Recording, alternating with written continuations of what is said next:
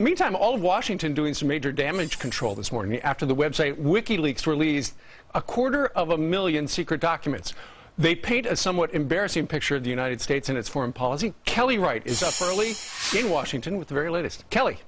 Steve, good morning to you. Welcome back, by the way. It's 250,000 diplomatic cables, as you've mentioned. WikiLeaks has started posting them on its site. And as a result of doing that, it's causing a lot of damage within the diplomatic community. Several news organizations, including the New York Times, received in advance access to several news organizations which published some of the material this afternoon, or actually yesterday. There's information on critical hotspots such as North and South Korea, Pakistan, and Iran. On the Iran situation, the cable reveals how many Arab leaders want to end Iran's nuclear program, and that Saudi Arabia has repeatedly asked Washington to attack Iran to cut the head off the snake. Another document that describes a discussion of missile strikes against al-Qaeda in Yemen, with the president of Yemen telling General Petraeus, we'll continue to say the bombs are ours, not yours, and basically that he'll lie to his own people about who's responsible for those strikes. WikiLeaks founder Julian Assange says no one has ever been harmed by his website's publications, but White House thinks the leaks are very dangerous, saying in a statement by Gibbs, to be clear, such disclosures put at risk our diplomats, intelligence professionals, and people around the world who come to the United States for assistance in promoting democracy and open government. That statement coming from the White House Press Secretary, Robert Gibbs. Back to you. Plenty of fallout today. All right, Kelly, we thank you very much.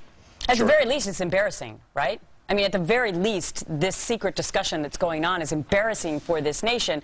And there was so much damage control going on. If you read in the New York Times today, they give an outline of how they decided what they decided to print. And they actually let the White House look at some of the things that they were going to print. And then the White House said, hey, could you cut out this? Could you cut out that? They did not listen to every cutout.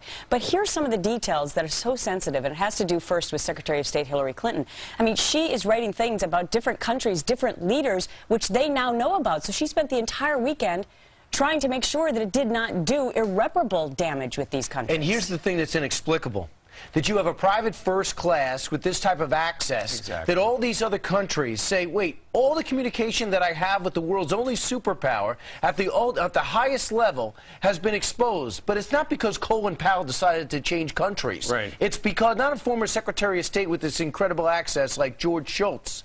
This is somebody, a private first class, who probably was getting nowhere in the military, who, according to one report, was angry about breaking up with his boyfriend and wanted to cleanse the world of American dominance, and goes and heads and dumps this, and therefore disrupting our world diplomacy maybe forever. In fact, an Italian foreign minister called this the 9/11 for world diplomacy. And in particular, when you look at some of the insight in there, it couldn't benefit anyone, but I do find it fascinating that Saudi Arabia in particular looked at Iran almost at the same urgency and fear or wariness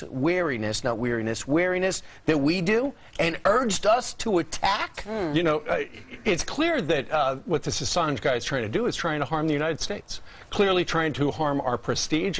You know, when you look at our foreign policy and power around the world, he would like to cut us down to size. But who doesn't? Yeah, exactly. Well, right. but then at That's the same just time, you part have of it. Saudi Arabia, who wants us to attack Iran, so they keep coming back to America to do the dirty work and be the most powerful. That's the irony that I find in this. And let me add this. They also find in this that Saudi, not Saudi government, but Saudis are the chief financiers to this day of al-Qaeda in the same communique.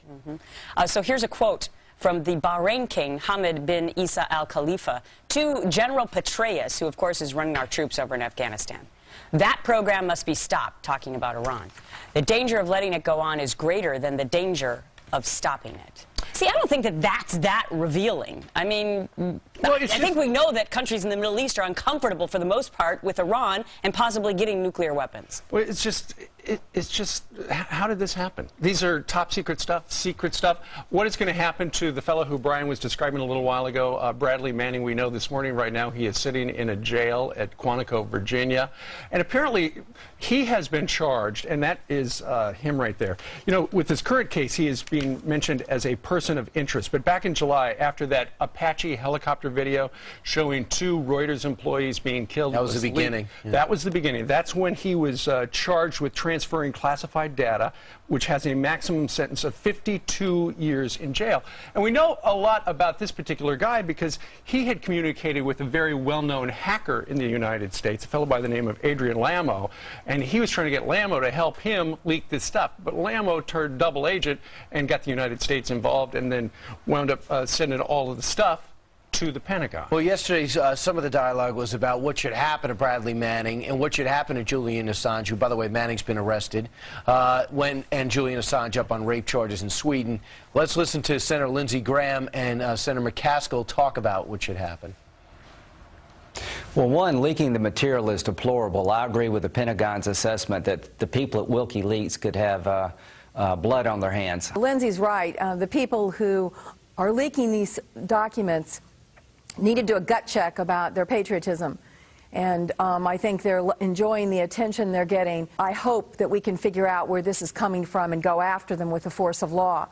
All right, so you go after them with the force of law, but to me, the biggest situation this morning is, what does this mean for the future of the U.S. and how they communicate with other leaders across the country? Because, make no mistake, they're going to be hesitant now, unless they change the way in which they do this. And we live in this technology age. Can they? 3 million people apparently had access to this type of information. So there was one guy who went rogue on it. Right. But do we need to completely change the way in which we communicate? But can we? And will it change the way in which we do diplomacy for the future? Well, that's my question this morning. Part of it, Gretchen, starts with the fact that the Obama administration was trying to improve information sharing across the various platforms. And so now, according to the Pentagon, what they've done is they've made it harder for you to actually steal stuff. Right. So, hey, let's look at the gossip real quick.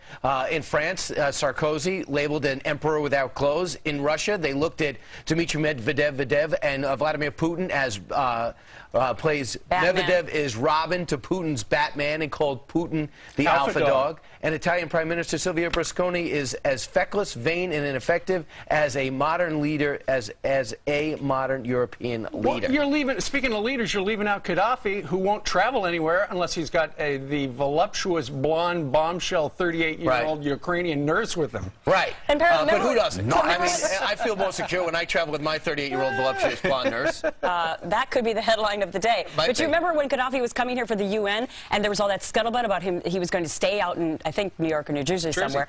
Well, the reason is apparently he's scared of heights. Yeah. So he always has to stay on the first floor level, and that's why he wanted to pitch a tent there.